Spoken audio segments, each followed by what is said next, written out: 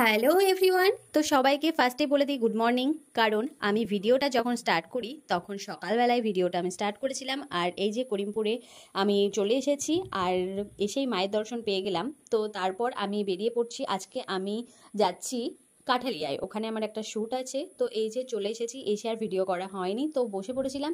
আর এই যে এই দিদিটাকে দেখছো, তো দিদিটাকে আমি ওখানে গিয়েই দেখলাম। আমি আগে থেকেও জানতাম না যে কে আমাকে বুক করেছে। তো চলো, বেশ ভালো ছিল, কাজ করে বেশ ভালো লেগেছে। তো ফাইনাল লুকটা দেখার জন্য তোমাদের ভিডিওটা কন্টিনিউ দেখতে হবে। তো আমার তো বেশ ভালো লেগেছে, আর আরো তাড়াতাড়ি বসে পড়তে পারতাম, কারণ আমার যেতে একটু লেট হয়ে গেছিল, কারণ বাইরে বেরিয়ে বৃষ্টি শুরু হয়ে গেছিল। তো তারপর দেখো বেস মেকআপ কমপ্লিট করে এখন হেয়ারটাকে সেট করছে। তো এই যে ব্যাক কমিং করার সময় এত কান্না পাই, আমি মুখে হাসছি কিন্তু ভেতরে ভেতরে ভীষণ কষ্ট পাচ্ছিলাম। তো তারপর আমাদের লাঞ্চ টাইম হয়ে গেছিল, তো আমরা বিরিয়ানি খেয়ে নিচ্ছি। আর তারপর ফাইনাল লুকটা তোমরা দেখো আমাকে কেমন লাগছে, আর কমেন্ট করে অবশ্যই জানিও।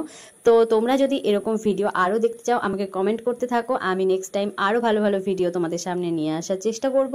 তো তারপর শ্যুটটা আমি এখন কমপ্লিট করে, মানে প্রচুর ছবি ভিডিও সমস্ত কিছু তোলা হয়েছে। আর এখন এই যে বাড়ি চলে আসবো, সেই কারণে ভীষণ তাড়াহুড়ো করে জুয়েলারিগুলো খুলে নিচ্ছি। আর ওই দিদিটাকে বললাম তুমি আমার হেয়ারটাকে আস্তে আস্তে সমস্ত কিছু খুলে দাও, কারণ হেয়ারে যখন টান পড়ে না ভীষণ লাগে। আর চলো ভিডিওটা দেখতে থাকো কন্টিনিউ। আর প্রায় সন্ধ্যা হয়ে আসছিল, সেই কারণেই এত তাড়াহুড়ো।